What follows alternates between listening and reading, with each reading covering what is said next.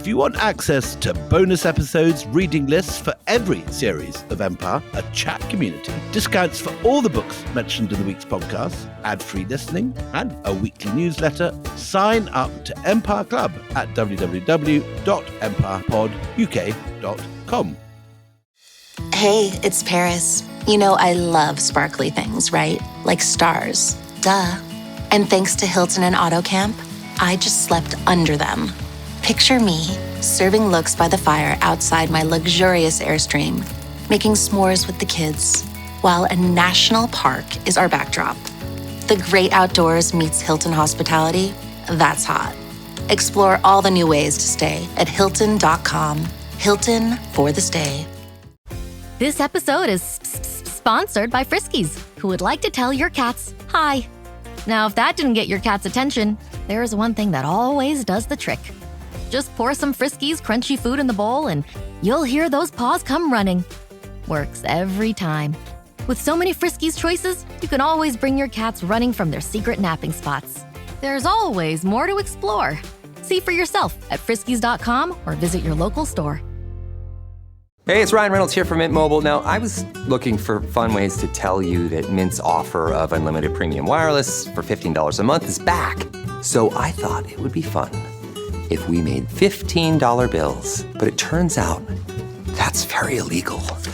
So there goes my big idea for the commercial. Give it a try at mintmobile.com/switch. Upfront payment of $45 for 3-month plan, equivalent to $15 per month required. New customer offer for first 3 months only. Speed slow after 35 gigabytes if network's busy. Taxes and fees extra. See mintmobile.com.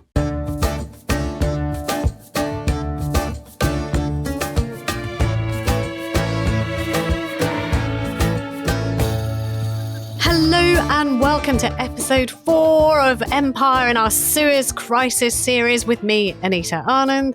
And me, William Dalrymple. And of course, with Alex Von Tunzelmann, author of Blood and Sand. And Alex has just been taking us through, if it weren't so Armageddon-y, it would be like a soap opera, because there are so many fascinating vignettes and characters and things going on off screen, as with the best kind of sort of soap operas, and you keep dipping in and out of different areas. And we left you on a cliffhanger.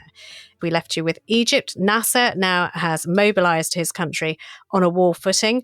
The Brits have managed to annoy everybody, especially the Israelis, with whom they were in cahoots to take control. I'd say they enjoyed the Egyptians a bit more, probably, if they're bombing them. I mean, that's a given. Including your civilian airport in Cairo. I'd be a bit pissed off if I was the Egyptians. Yeah. They've annoyed the Americans. They haven't told them about it. They've annoyed their own parliamentarians. The Queen is quite annoyed. But also you've got, the fact that they're doing things completely wrong. They've annoyed the Israelis because they said they would bomb and take out the Egyptian Air Force, and they've managed to miss them completely, and they've taken out a civilian airport instead and bombed runways, which just have nothing to do with the military planes that they were supposedly targeting. So, Moshe Dayan is calling them bastards, bastards, bastards. That's where we left you in the last episode. And we have that brilliant insight into how the Syrians sort of rush off to the Soviet Union saying, help us, General Zhukov, only you can save us. It's like, from Flash Gordon, you're our only hope now. or help us, Obi-Wan Kenobi. And the Soviets say, what do you want from us? What are we meant to do? And also they have their own stuff going on. It's all hotting up. Getting to boiling point. So, they're suppressing a Hungarian revolution. And what are the British now saying to Moscow? Because they've completely taken their eye off world affairs. All eyes are on Egypt. So what is going on then when the Soviets start making their moves in Hungary? Well, you've got the British ambassador in Moscow, a man called William Hayter. I looked at his messages back and so on, and you can see that the poor man is completely exasperated with this entire situation. And of course, everybody has very, very inadequate information. And I know we've said that, but it's always worth emphasizing that there's very little trust between a lot of these powers. And also very little communication. And they're not very good, actually, at working out what's going on. So at this point, Hayter says the Soviet government regards Suez as a heaven-sent distraction from Hungary. And the world is looking at the Middle East.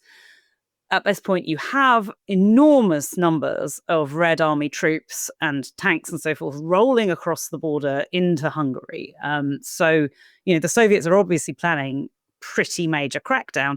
And they kind of know that nobody's going to pay them a whole load of attention because of all this stuff happening in the Middle East. So this is very useful for them. Is there a sense in Britain that they've scored a bit of an own goal? Because one of the things they obviously didn't count on was all this going on at the same time. Absolutely, in Britain and also in America, where you have to remember in the US, of course, where they're, strong anti-communist feeling in the government. And lots of people in the American government and security services had been waiting for years for some kind of anti-Soviet uprising like this to happen. They were really hopeful of it. Actually, if you look at the CIA records, they didn't think it would happen in Hungary. They'd assessed the chances there extremely minimal and cut CIA funding for it a lot because they just didn't think that was very feasible. Anyway, they got that completely wrong. Here it was happening, and there was absolutely nothing they could really do about it because of all this. So again, they're furious.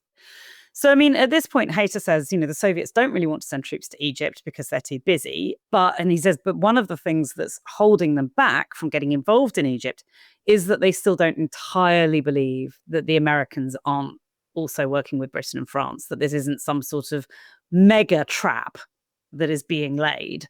And they still can't entirely sort that out. They can't imagine that the British are being quite stupid enough to do something as sort of blatantly hopeless as Suez. Exactly. You've got exactly it. They're like, surely they wouldn't be that dumb. I mean, that would be insane. It must be cleverer than it looks. Exactly. Surely there's some kind of extra plan here because this one's really stupid. Anyway, right. So that's sort of what's happening. The Soviets think surely the Brits aren't this dumb. The Brits are precisely this dumb, is unfortunately the reality of the situation. There are various places in the world where the Brits are always considered to be much more clever than they actually are. Iran is one of these countries where they always think the Brits are behind everything, and the Brits are so not that organised.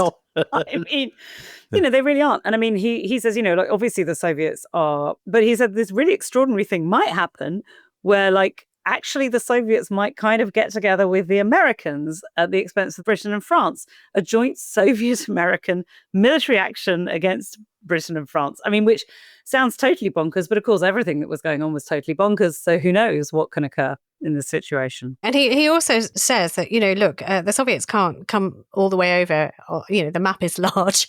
As Zukov has pointed out to the Syrians, the map is large. There are some impediments. There's a number of countries in between the Soviet Union and Egypt, yes. We can see this is going to be tricky, but he says, look, their prestige is heavily engaged with Nasser, and they will do all they safely can to avert another blow to it, such as they have suffered in Eastern Europe. In either event, says Hayter, I fear we are in for a bad time in our relations with this country. Again, another understatement. I mean, I love the understatement of both the diplomatic and civil service in this time. It is an astonishing understatement. Let's focus in, though, on Hungary, because Nagy, spelt Nagy in case you've just read about this history and didn't know this, Nagy, it's 2 p.m. on November the 1st, 1956.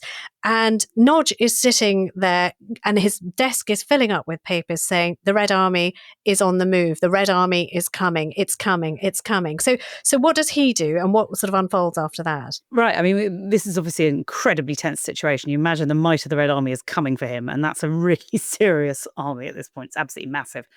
He actually picks up the phone and withdraws Hungary from the Warsaw Pact, basically makes Hungary a neutral nation, takes it out of that Soviet bloc, of that communist order. Is that a suicidal thing to do? Well, it was unanimously approved by the entire cabinet. And it was also a demand of the rebels, was that you get Soviet troops out of the country, that you stop doing this. I think what you have to sort of think is that Nagy was sitting there thinking, they're coming for us all. This is going to happen. Our only hope is to say we're neutral and maybe then somebody international will intervene. But already all the T-54 tanks are rolling across the border. There's absolutely no way they're going to stop. Not really, no. Yeah. But it's a desperate situation, right? I mean, what do you do? Yeah, but to withdraw from the Warsaw Pact, in a way, also gives the Soviets a little more proof that the Americans are involved. Exactly. Because what they're doing is they're chipping away at this block, this Soviet block behind the Iron Curtain that was meant to be solid, rock solid. So if you've got countries, if Hungary does it, then who's going to be next? And so, you're going to have irritation at Nodge and his, supposed not being Soviet enough, although you pointed out quite rightly, he was a loyalist and was a Soviet appointment, if you like, in Hungary to begin with. But that is what the fear is in Moscow, that this is the start of a domino topple. And so we've got to deal with this with an iron fist, right, Alex? Exactly. I mean, this has been a great fear in Moscow. It just nearly happened in Poland and they averted it. Now it's actually happening in Hungary. And when I say just nearly happened, like literally a couple of weeks before, I mean, there's been a very, very tense time. And they managed to avert it there by Khrushchev actually flying to Poland and sorting it out. This is very, very scary for them. And they also, there's all the stuff that's going on in the Middle East. Is this the big one? Is this the big war between, the Cold War gets hot, the superpowers start actually fighting each other? Yes, it's all proxies at this point and whatever, but like this can blow up very, very quickly. So I think it's fair to say that like you can see that there's a great deal of alarm. So what's happening in the United Nations? This is, as we know, a new institution. It's just come up in New York. This is, in a sense, one of the very first tests for this institution that is specifically designed to avoid war in future. What's going on there? Well, the Americans try to take this situation into the UN and try to resolve it that way. It's really interesting that they do that. I mean, basically, of course, NATO exists at this point as well. It's existed since 1949, but there's not much prospect of resolving this through NATO because your big, powerful people in NATO, apart from the US, are Britain and France. And what are they doing? Colluding with Israel and starting this war. So NATO isn't much cop at this point for resolving that sort of situation. And actually, the American Secretary of State, John Foster Dulles, really takes into the UN, which of course is headquartered in New York at this point. Presumably brand spanking new building, isn't it? Yes, very shiny, I should think, at that point. What date's that building come up? Around now? Yeah. Around now. I mean, the paint is basically just barely dry at the United Nations headquarters, and they're having to do this. You mentioned John Foster Dulles, after whom Dulles Airport is named. So if anyone sort of travels through that, this is the Dulles. It is, yeah. Well, see, a lot of people thought it was named for Alan Dulles, who is the head of the CIA, who is his brother. So you've got this power bro thing going on within American circles of John Foster Dulles and Alan. And Dulles, of course, is again this 1950s architecture. It's exactly the same sort of Mr. Incredible style shapes.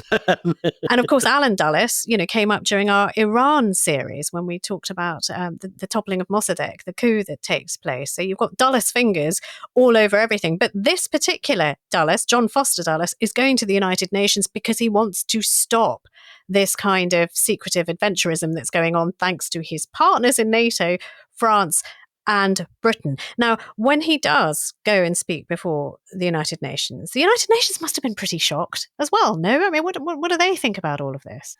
Everybody's pretty shocked. This whole situation is bananas.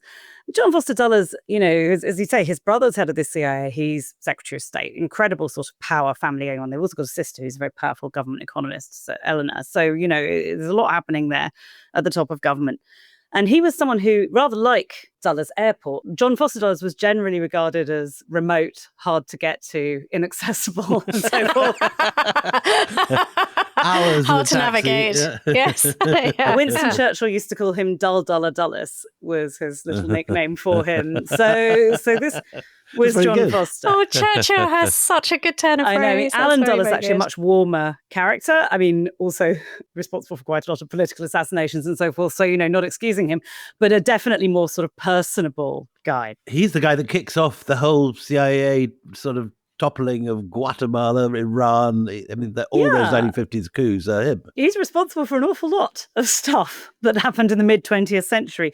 However, in person, much warmer, and John Foster, a much kind of colder fish, really, and hard to get on with.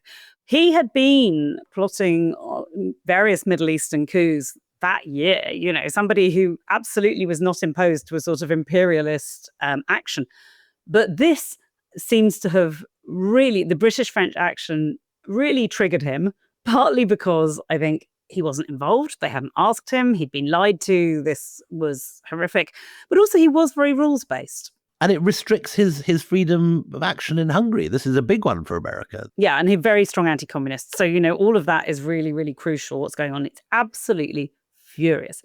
And his speech at the UN actually was pretty extraordinary. He said very openly, he said, this all had the potential, with Suez and Hungary both happening at the same time, that it could develop into a much bigger war. He said, the apparent impotence of this organization to deal with the situation may set a precedent which will lead other nations to attempt to take into their own hands the remedying of what they believe to be their injustices.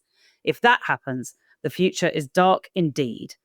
And he mentions that when they wrote the UN Charter, San Francisco, 1945, that we had thought we'd seen perhaps the worst in war, that our task was to prevent a recurrence of what had been. And indeed, what then had been was tragic enough. But now we know that what can be will be infinitely more tragic than what we saw in World War II. And the reason for that, of course, the more tragic, is nuclear weapons. Is that what ended World War II, of course, in the Pacific, was the nuclear bombs that were dropped at Hiroshima and Nagasaki, still the only use of nuclear weapons. But this, now everyone has a lot more of them, this can happen again.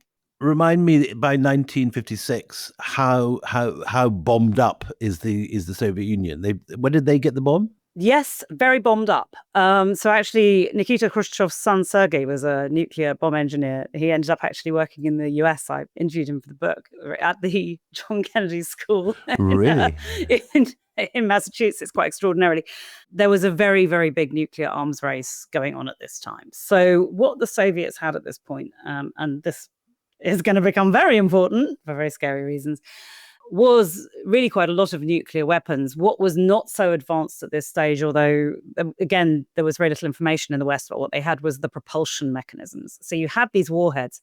How far could you fire them was kind of a really crucial question. Were they thinking like the Americans were in World War II of dropping it from a big bomber, or had they already got intercontinental ballistic missiles? So we're a little bit before intercontinental. They had as medium-range, largely, missiles. So right.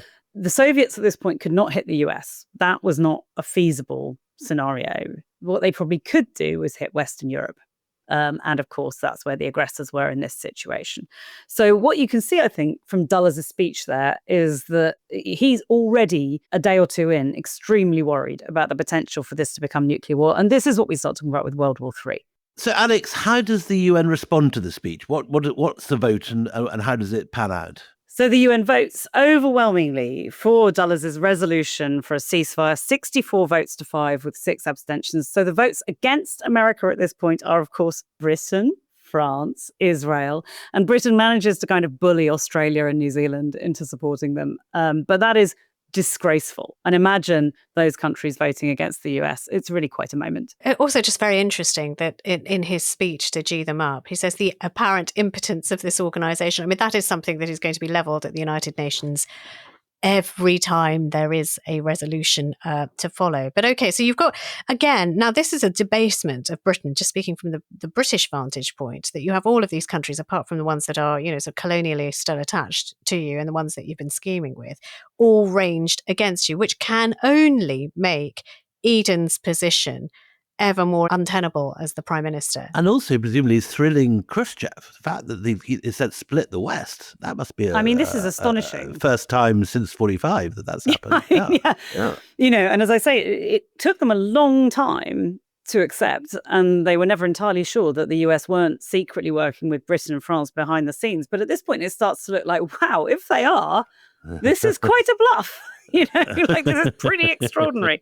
They do start to think, okay, what is going on here? This is something very complicated is happening. We don't really understand it.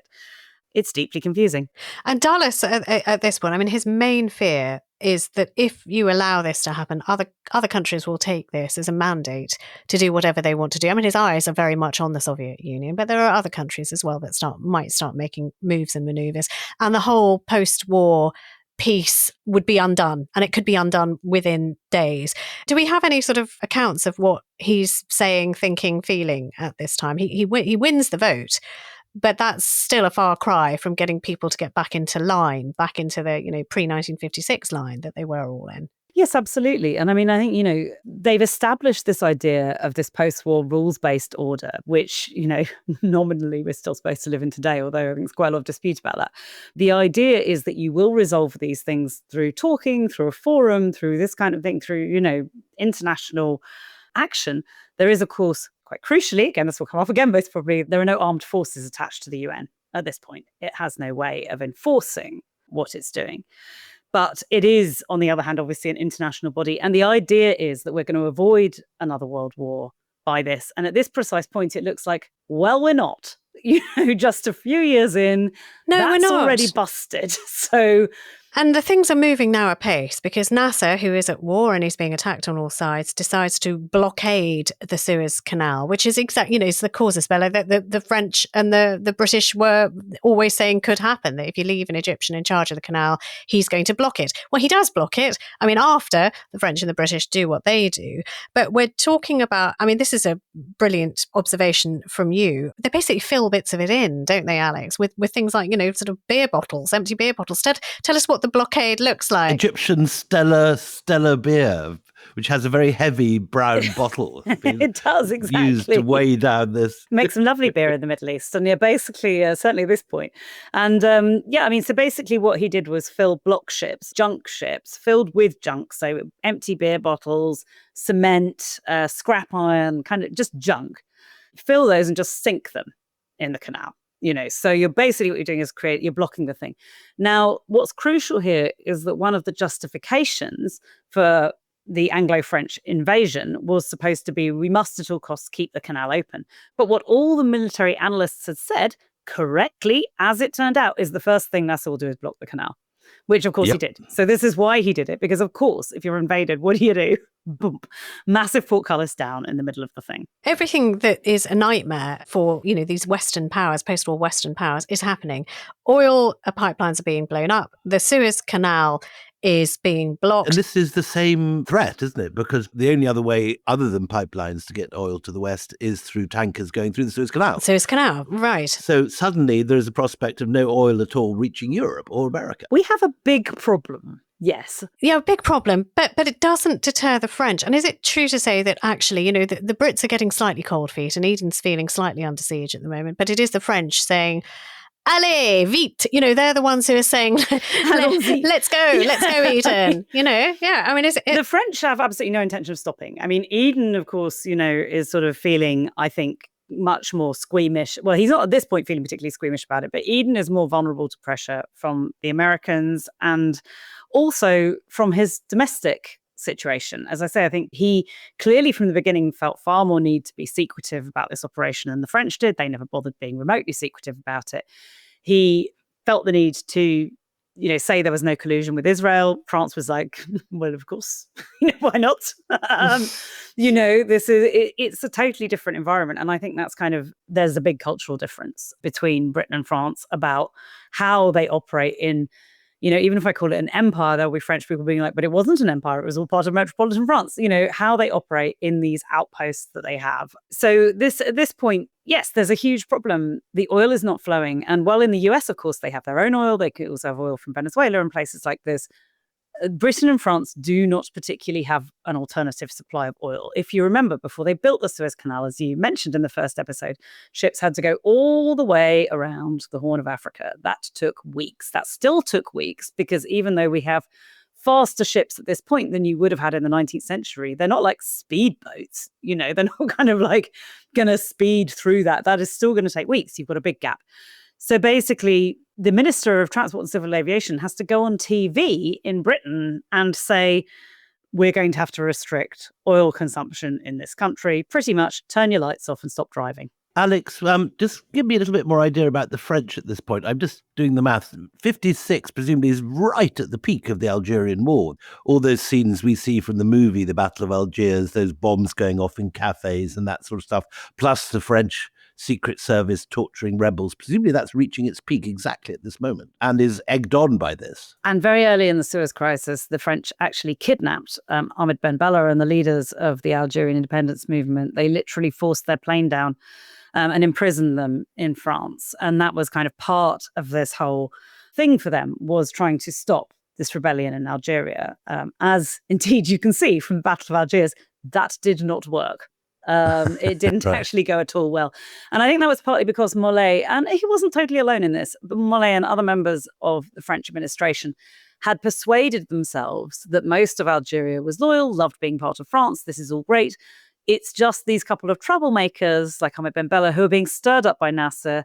Take him away, no problem. Was not true.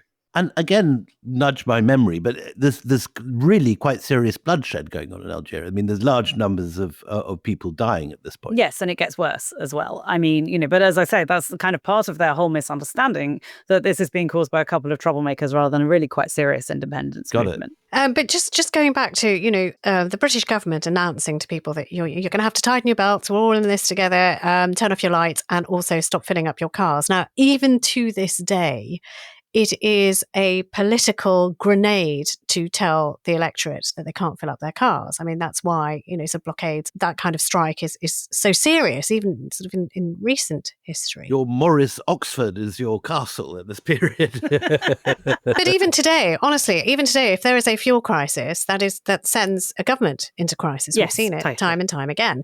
So you will have in Britain at this time then an opposition that is emboldened, that is like, we have now actually, this is an election winning issue. If people are being told they can't fill up their cars, we're on the move. And so the opposition starts calling for a ceasefire, and they start trying to batter Eden at the dispatch box saying, are you going to have a ceasefire? The United Nations has already started battering Eden.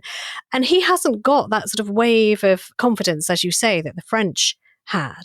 And you've got, in the form of Vice President Nixon, somebody very pointedly saying, you know what, mate? You carry on this path, Eden, and France, if you're listening, and there's going to be serious trouble with our special shoulder-to-shoulder relationship. Just remind us, what does Nixon say at the time? Well, Nixon is kind of fascinated by this because he sees this as a moment for America to assert itself. I mean, Richard Nixon had a fairly sort of, should we say, rather uniquely American view of post-colonial order, which involved America getting to be the big empire now, right? But nobody else should have one because it's not American. Exactly. So it's all sort of framed around independence from colonial powers and all of this without a sort of acceptance that America is one of those and is becoming one of those. Nixon's adventures in Latin America and so forth can show us a lot about that, which we talked about a bit in some of our Caribbean podcasts as well that we've done on empire.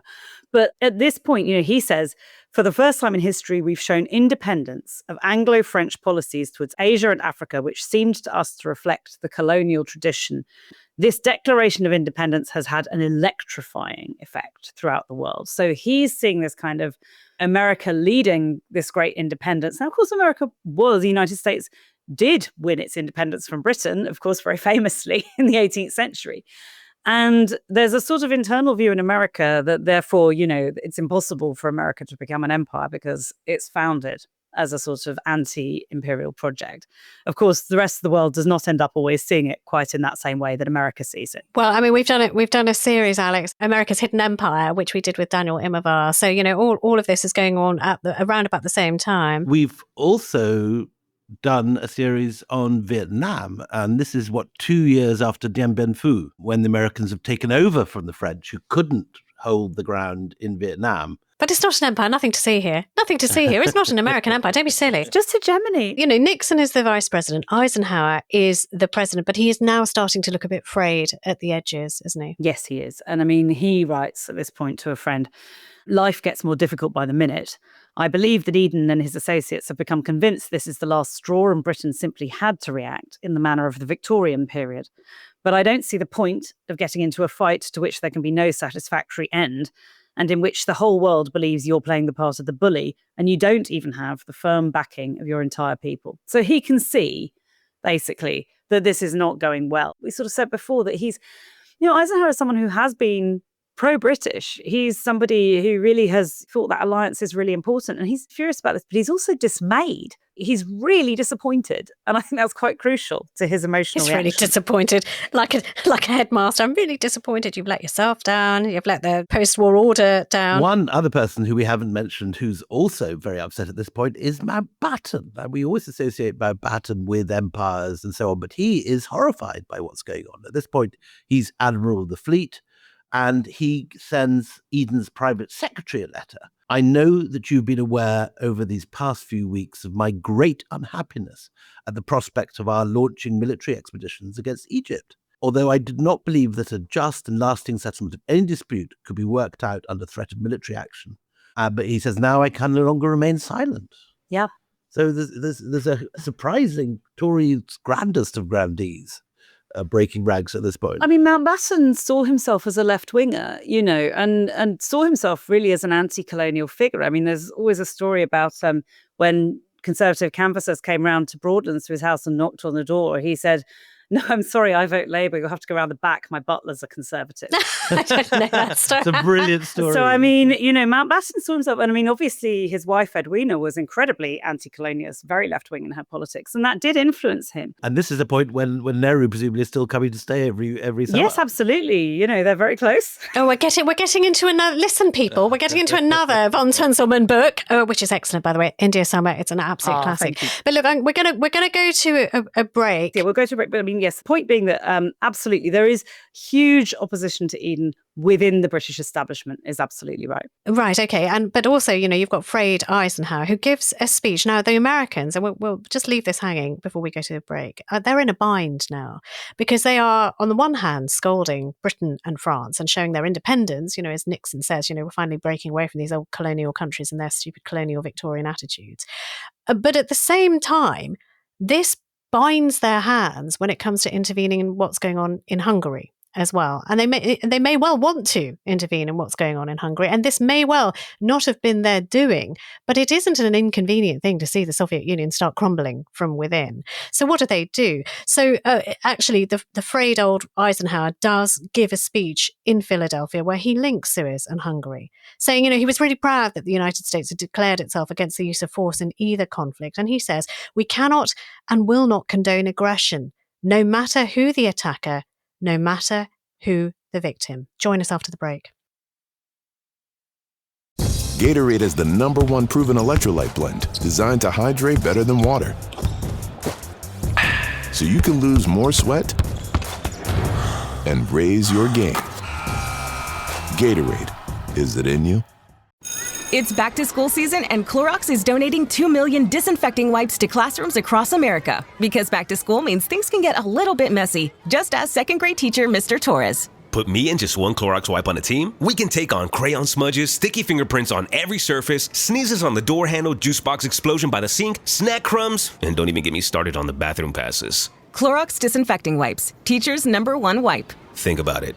Bathroom passes. Clean feels good. Based on unit sales data. Welcome back. So very uncharacteristically for Empire Pod, we have gone all over the shop, down every available rabbit hole, including Dien Bien Phu, Mountbatten's butler, and a few other sidekicks. But it's time to get us back to Egypt, which we have left for a while. Now, Alex, tell us what's happening with Nasser at this point, because some of his people are advocating surrender. Nasser hasn't quite gone for the Cleopatra option of giving everybody an ass to bite their breast, but he has issued them with cyanide tablets. Is that really the case? It's not that different. Alex, what's this about? It comes to the same. Yeah, well, basically, this is a bit of a classic Nasser moment. Meaning he's a bit of a drama queen? Or I was going to say charismatic. You can use your word as you wish. That's a very much nicer. It is a nicer word. But basically, I mean, the Israeli invasion, although it's kind of beset by disaster and not moving as fast as they had perhaps hoped, ultimately the Egyptian army is not doing a particularly brilliant job of standing up against this. And, you've got a potential Anglo-French invasion, obviously, is a far bigger deal. And all of this heading for Cairo. And actually, one of Nasser's generals at this point said, maybe we should just surrender. Like, we're not really going to be able to do much about this. We're going to get crushed. And Nasser said at that point, well, far better that we will commit suicide here than take this step. At least that would be honorable. So he ordered these vials, phosphate cyanide, suicide capsules for all of them and said, right, I'm serious about what we say. Do you want to do it? And then they backed down and said, no, fine, okay, we'll fight. It's a bit horrible. Since you put it that way, Nasser. Again, I wouldn't take you down another rabbit hole, but when I was covering the civil war in Sri Lanka as a young journalist, all the Tamil tigers used to wear cyanide vials on a necklace around their neck. And of course, American U-2 pilots did do. It was a thing. It's a thing you could do, but I mean, no, they didn't do it. And but I think what that shows really, it's about Nasser deciding, okay, look, I'm going to fight this. He's going to fight it, but also losing faith, Alex, in his own generals who seem to be cowdy custard. They're not standing up in the way that he needs them. So he does start activating an underground, and a word that perhaps people may have heard or may not have heard, but the Fedayeen are activated. Tell us about the Fedayeen. Absolutely. Well, this is kind of basically just, I mean, it's a very broad word used in different contexts, but Guerrilla cells, is that the best way of describing it? yeah, exactly. I mean, sort of guerrilla cells in Arabic. Nasser's idea of like, okay, look, if this whole thing collapses, we've resisted British rule before, we had to do that through basically guerrilla warfare. We're going to do that again. I'm just noticing this is your fancy from your Cuba days. You're pronouncing guerrilla in a sophisticated Spanish manner. I can't say guerrilla. That's like, guerrilla warfare. No one knows what guerrilla warfare is. Yes, they do. I know. They always stop me when I say it on documentaries and say, sorry, it's guerrilla. And I'm like, no, it isn't. I'm going to say it correctly. So tell us about what Nasser does in terms of actual military maneuvers. He pulls divisions out of Cyanide, doesn't he? Yes, he does. I mean, basically, he realizes he's going to have to defend Cairo. He's going to have to kind of really, consolidate the situation. It's all going to be quite chaotic. Again, his sort of Minister of War is horrified that he seems to be retreating and actually tells him this sort of rather extraordinary story that recently he went to a military academy and found it so outrageous that there were lessons in withdrawal that he actually took the subject of withdrawal off the Egyptian military curriculum. And Nasser is just kind of like, oh my God, you moron. And actually says, pull yourself together, Hakeem.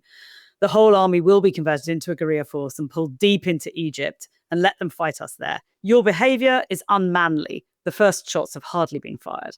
So he's pointing out that no, actually withdrawal is a tactic. And what we're going to do is go underground and we're going to fight whatever happens here. And then you get the British and the French getting ready their air forces. They're now all set to bomb Egypt. And rather than hiding it, they're actually opening their bombing chutes and their loading attempts to the press. Yep, they've got a photographer there to see them right on the missiles. Nasser's rock and roll, bit of a contemporary 1956 reference there. And on another one, love to Nasser, but they cross out the letters of his name, so it's love to nasty. Oh, that's clever. That's so clever. Really sophisticated humour here. And also, for bombing people, pretty gross. Are they bombing Israel? No. So once again, it becomes extremely apparent what side they're on. I mean, you really couldn't at this point be in any confusion. And they also kind of go through a psychological warfare plan. Psychops, exactly. So radio broadcasts saying, to people of Egypt, you're hiding in your little villages. We shall come and bomb you there. Imagine your own village being bombed. Imagine your wife and children, mother and father running away from home. You made a mistake. You trusted Nasser, all this kind of stuff, right? Really horrible, actually, really intimidating. Because you have to remember that this operation, it's called Operation Musketeer, was planned by Britain and France as an open invasion of Egypt. It wasn't planned as a secret operation that was intended to look like a peacekeeping operation. Because if you were planning something that was going to look like a peacekeeping operation, you wouldn't be doing crazy stuff like broadcasting psyops. Because it makes it really clear. It makes you the bad guy. An invasion. Yeah, look a lot like the bad guys, don't you? Because you are. So again, this had all been planned as part of that operation. But now this military machine was, putting all of these moves out, like these psyops. And it was supposed to look like a neutral peacekeeping operation. Well, it didn't, because it had been planned for something completely different. And because you cannot just retrofit an operation like that at a few days' notice, as they tried to. So again, it just really is looking worse and worse. Like almost everything that happens just makes Britain and France look worse, more deceptive, more awful than the last thing. Duplicitous, particularly, yeah. So Nasser, in response, though, takes the message to the streets in an open-top car, so raising a slogan, we will fight, we will fight, we will fight. And if you threaten people over the air, as, Britain and France have done on their radios, it galvanizes people. And this announcement goes, in Cairo, I shall fight with you against any invasion. We will fight to the last drop of our blood. We shall never surrender. And people are generally being carried along that slipstream, aren't they? I mean, the Egyptian people hear it. They've also heard the threats and they're responding in kind. I mean, you can imagine they don't feel like, oh, I don't know, maybe we should just give up, really, and be a colonial possession. I mean, that's not what people think faced by this kind of adversity, is it? And he had this line about how Egypt had always been a graveyard of invaders. And so then there was this popular song at the time, the Nile graveyard of all invaders, and another popular song, Gamal, opener of the door of freedom. These were sort of actually a popular response was kind of no thanks, shall we say, very politely, to Britain and France's offer to invade. And Alex, is there already attempts to arm the population? Because at some point they start issuing check issued arms, don't they, out into villages and encouraging people to take the defence, literally to their own streets and villages. I mean, it starts to happen. It's all kind of confused around this point, but this is exactly what they're starting to do, is move into, Nasser wants to move into an underground resistance mode because he thinks Egypt is probably going to be invaded. Britain, France and Israel are a far superior fighting force. So it turns into this resistance. So the only way to respond is as you say, guerrilla resistance. Exactly. Guerrilla resistance. And so basically, yes, they start, and he's got arms from Czechoslovakia because he's had to buy arms from the Soviets because he's been denied buying them from Western countries. So that's why they're Czechoslovakian. Which incidentally was also what the Israelis were using in 1948. Yes, those Czech absolutely. weapons. I mean, this is not uncommon. Yeah. And meanwhile, sort of, as I say, this is one of those complicated dramas where you have many different sets simultaneously doing many different bits. In the United States, the Secretary of State, Foster Dulles, is getting some really bad medical news that he has cancer. Now, just to show how important Suez is in the calculus of the United States at this time, Alex, he says to his people, you know what, give everything to Henry Hoover, who is, the acting secretary while I'm ill, but I want to see everything related to Suez myself for these eyes only, because that's how important the United States sees this. He might be in pain, he might be dying, but he's not taking his eye off Suez. I mean, it's a huge thing. And if you can just remember that, day before, he gave this speech to the UN, 1 a.m, this amazing speech, carried this huge resolution, stayed up till 5 that morning. The next morning was on the 10:30 back to Washington from New York. All of this, I mean, he'd been feeling absolutely terrible, but this particular day he was, he woke up in this pain and goes to the hospital and is told you have cancer. I mean, the drama of it is sort of completely extraordinary, and it would kill him soon afterwards. This story is just nuts. Yeah, absolutely nuts. It has everything in it. But it also, that sense of jeopardy is made very, very real when a man in searing pain knows there's something more important than his own searing pain and his imminent death. It is what is going on in the Middle East. And the next day, Eden takes to British television. What does he tell the British people? Well, he tried to give a speech claiming that he was in the right, basically justifying his actions. He's starting to look a bit washed out, but he's still kind of driven by his own self-belief to an extent. And it is quite elegantly done and all that, but you can hear a certain defensiveness to it. He's still trying to claim at this point, even though we can all see it isn't, that the British and French intervention was a spontaneous response to Israel's action. No collusion, no conspiracy, nothing like this has happened. And, so he tries to emphasize what sort of guy he is. All my life, I've been a man of peace, working for peace, striving for peace, negotiating for peace. I've been a League of Nations man and a United Nations man, and I'm still that same man with the same convictions and the same devotion to peace. I could not be other, even if I wished, but I am utterly convinced that the action we've taken is right. And the sort of extraordinary thing is you watch this, and there he is being sort of carried along by it, and it's a complete lie, and he knows it's a lie. Well, look, we're going to end this episode here. Join us for the next episode where that lie is hanging over Parliament. You've got a guerrilla force being mobilized in Egypt. You've got the Americans thinking this is absolutely the number one concern at the moment. So a dying Secretary of State will not take his eyes off the situation.